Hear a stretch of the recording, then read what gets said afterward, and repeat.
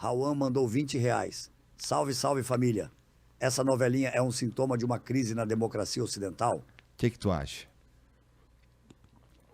Acho que sim. A gente está com um modelo, e acho que isso tem muito a ver com a questão da crise econômica, que é uma crise crônica, principalmente nos países desenvolvidos. Pós a crise de 2008, já teve um aumento muito sensível dos gastos públicos. Pós-Covid, aumentou ainda mais. Pós-guerra Rússia-Ucrânia, aumentou ainda mais. E crise econômica gera convulsões sociais e momento de redes sociais que fazem com que discursos tão apelativos, polarizadores aumentem. A gente tem, de fato, uma crise nas instituições democráticas. Se você pega, por exemplo, hoje, a ONU, qual que é a credibilidade que a ONU tem? A OMC, a Organização Mundial do Comércio, não consegue nem dar conta de fazer com que os Estados Unidos reduzam essas barreiras, entende? Então, existe uma crise de representatividade, existe sim uma crise democrática, e se essa briga do Elon Musk com o Trump, né, representa, acho que é um dos sintomas. Mas, sim, concordo que existe uma crise das democracias ocidentais. Entendi.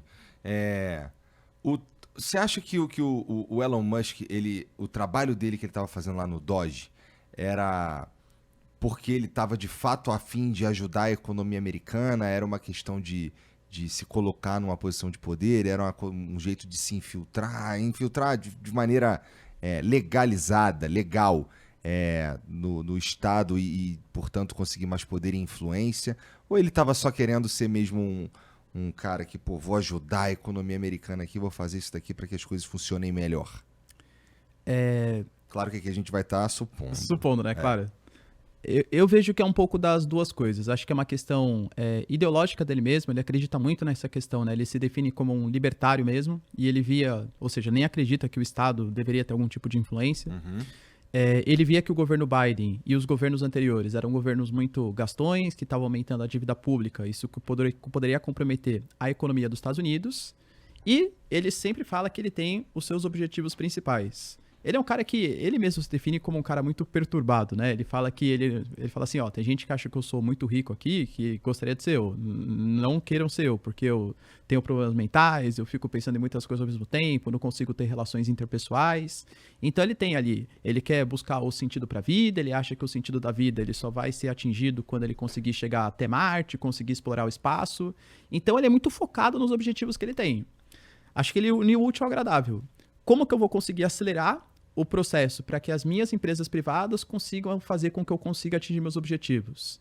Me relacionando com o Estado americano. Aproveito que tem um Trump que precisa de ajuda e aparentemente é um governo que se pretende ser mais liberal que o governo Biden. Vamos unir o útil ao agradável. Então ele uniu seus interesses de reduzir mesmo o tamanho do Estado, não conseguiu fazer tudo o que ele planejava, com seus objetivos pessoais. O cara mandou uma pergunta aqui que não tem nada a ver, mas eu vou tocar assim mesmo. Vamos lá. Tiago mandou R$ 25. Fala, Igor, boa noite com todos o respeito. Sei que a pergunta que vou te fazer não tem nada a ver com o programa, mas você poderia falar o Insta de quem faz as artes cartoonizadas do Flow? Muito obrigado. Deixa eu colocar aí na descrição, ou então no comentário fixado para você achar rapidinho, tá bom? A gente vai colocar aí já. Bom, voltando pro que a gente estava falando aqui, cara, nessa situação que tem essa ex-briga, vou chamar de ex-briga porque agora eles estão se aproximando de novo, né? Essa aproximação que tá rolando entre o Elon Musk e o Trump, ela tá pública, não tá? Tá pública, mas tá meio que assim, né? Os dois não estão demonstrando grandes afetos, assim. Por que eles estão se reaproximando? Tudo começou com o J.D. Vance, que é o vice-presidente, e o J.D. Vance tinha uma ligação forte com o Elon Musk, né? No passado. Deve ter trocado uma ideia ali com o Trump. Porra, meu irmão, tu vai arrumar merda, hein, se tu sair daí, hein? Exato. E aí o J.D. Vance falou assim, poxa, o Elon Musk fez errado em querer confrontar, mas eu tenho certeza que no futuro os dois vão colocar a cabeça no lugar, vão se restabelecer. E o Elon Musk deu ali, né, uma joinha no comentário do J.D. Vance, ou seja, já está começando a aproximar. O Elon Musk, como eu falei, ele tirou o comentário do Jeffrey Epstein, que para mim era o mais complicado, porque poderia comprometer, né, a própria vida política e do Trump no futuro. E hoje o Elon Musk já começou a fazer postagens não diretamente exaltando o Trump, mas condenando as manifestações em Los Angeles. Inclusive até compartilhou um dos posts do Trump, colocando assim, isso aqui é uma baderna, a gente tem que federalizar, tem que mandar aqui as forças de segurança federais e tal. E aí o Elon Musk foi lá e retweetou, reexou, sei lá como fala agora, né? Mandou ali e compartilhou o que o Trump tinha colocado. Então, se é um cara que você odeia e não quer ter nenhum tipo de relação, você não vai compartilhar uma coisa, ainda mais sabendo que a briga foi pública. Então, parece que os dois já estão querendo se restabelecer. O próprio Trump, ele tinha colocado que, mesmo que terminasse o contrato do Elon Musk, né, que finalizaria agora em maio mesmo, o Elon Musk, ele continuaria como uma espécie de consultor. Porque o Trump sabe que ele precisa hoje, seja da Starlink com satélite, seja com a Tesla, seja com a SpaceX aí, precisa do Elon Musk. O que, aliás, é até um problema também, né? Porque Exatamente, é um puta problema. depender hoje, o que os Estados Unidos depende hoje de uma empresa privada para fazer todas essas questões aí do programa espacial, de questão de colonização da Lua, que os caras têm interesse agora, pô, depender do Elon Musk para fazer isso, mas o Elon Musk é amigo. É amigo enquanto interessar pro Elon Musk, né? Mas quando não interessar mais, o Elon Musk... Uma das coisas que ele cogitou, que ele também apagou, era fazer com que o transporte que utiliza ali pela SpaceX para levar até a estação espacial, falou, não, vou trazer de volta. E aí os 4 astronautas que estão lá vão ter que voltar e pronto. Vocês querem fazer? O Jeff Bezos, por exemplo, ele também tem o seu programa ali, mas não consegue dar conta. A própria Boeing também não consegue dar conta da maneira como a SpaceX vem fazendo hoje. Olha o monstro que os caras criaram. Olha como os Estados Unidos dependem do Elon Musk. Isso em um processo em que China e Rússia estão anunciando que até 2035 vão construir uma usina nuclear na Lua. Entende? Que a gente está falando de um programa Artemis aí dos Estados Unidos que vai querer colonizar a Lua. De lançamento de satélites, que hoje depende também em grande parte da SpaceX. Uhum. Então, eu acho que os Estados Unidos se colocaram numa situação perigosa. E acho que isso pode até servir como um alerta. Por quê? Beleza, amizade restabelecida, Elon Musk e Trump. Até quando que essa amizade vai estar assim?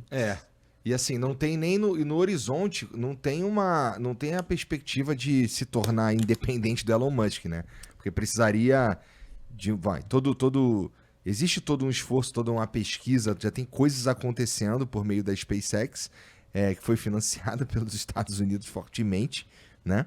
Que agora coloca meio que toda essa parte da tecnologia americana nas mãos de um bilionário, de um cara, né?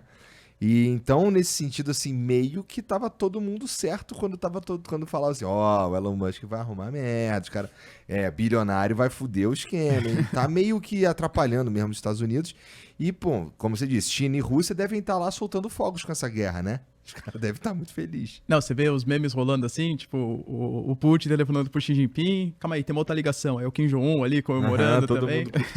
Então, assim, isso daí tem, com certeza, um papel muito forte na geopolítica, porque se eles romperem de fato, que parece que eles já estão se reaproximando de novo, até porque o Trump não tem muita escolha e o Elon Musk tem muito a ganhar, né? Mas, assim, no caso de um rompimento, o outro lado ganhou, não é?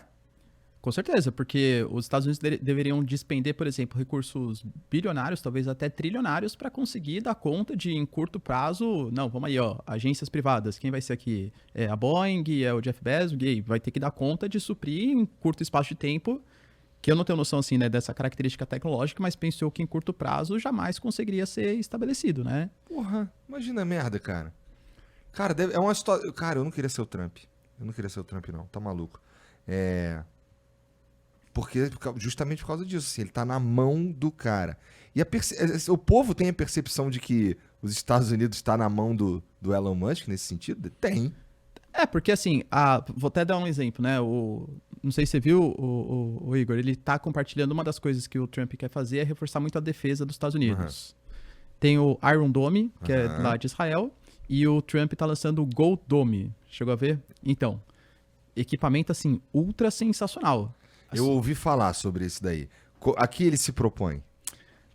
Basicamente, hoje, quando a gente pega, por exemplo, mísseis balísticos, é muito difícil você conseguir defender um míssil balístico depois que ele sai de órbita da atmosfera, porque depois ele voltou, a velocidade é muito grande, ele joga várias contramedidas, vários pequenos disfarces, assim, né? Uhum. Então, difícil você conseguir defender um míssil balístico.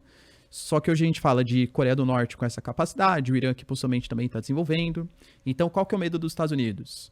é que, se ele não conseguir desenvolver uma defesa adequada, ele possa ficar na mão de possíveis ataques, não só da Rússia e da China, mas também de Coreia do Norte, também de Rússia.